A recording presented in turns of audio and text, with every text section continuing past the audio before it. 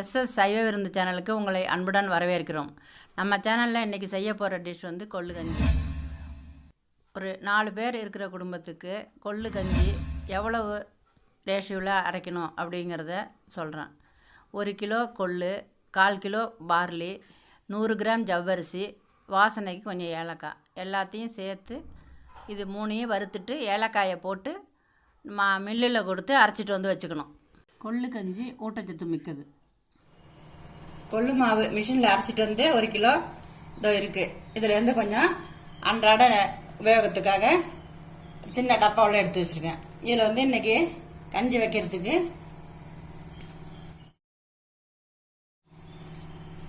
2 spoon போட்டிருக்கேன். 1 tumbler தண்ணியை விட்டு நல்லா கரைச்சிக்கிட்டு கட்டி இல்லாமல் கரைச்சிக்கணும்.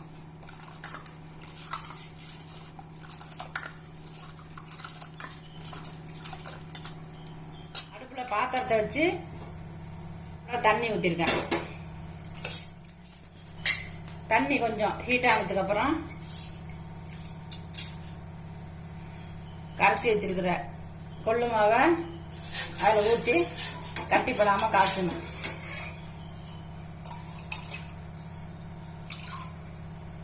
இது வந்து 2 டம்ளர் கொள்ளு கஞ்சி வைக்கிறதுக்கான 2 ஸ்பூன் மாவு.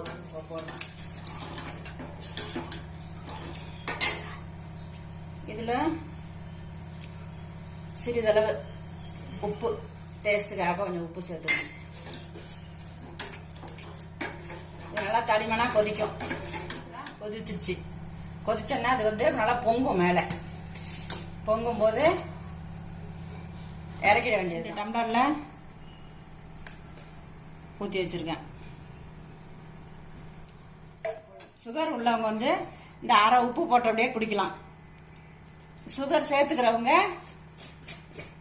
நான் வந்து ஒயிட் சுகருக்கு பதிலாக பனை வெல்லத்தை பாவு காய்ச்சி வச்சிருக்கேன். ஆற்ற நல்லா ஆற்றி அவங்களுக்கு தேவையான சூடு பதத்துக்கு வேண்டியதுதான். இது வந்து தேவையான அளவுக்கு இந்த பாவு ஊற்றிக்கலாம். வெள்ளை பாவு ஊற்றிக்கலாம். பனவெல்ல பாவு. அது இன்னொரு வீடியோவில் பனவெல்ல பாவு எப்படி செய்யறதுன்னு சொல்லி காமிக்கிறேன். இந்த பக்குவத்தில் காய்ச்சி வச்சுக்கணும் பனவெல்லத்தை. ஒயிட் சுகருக்கும் பதிலாக போடுறது இது.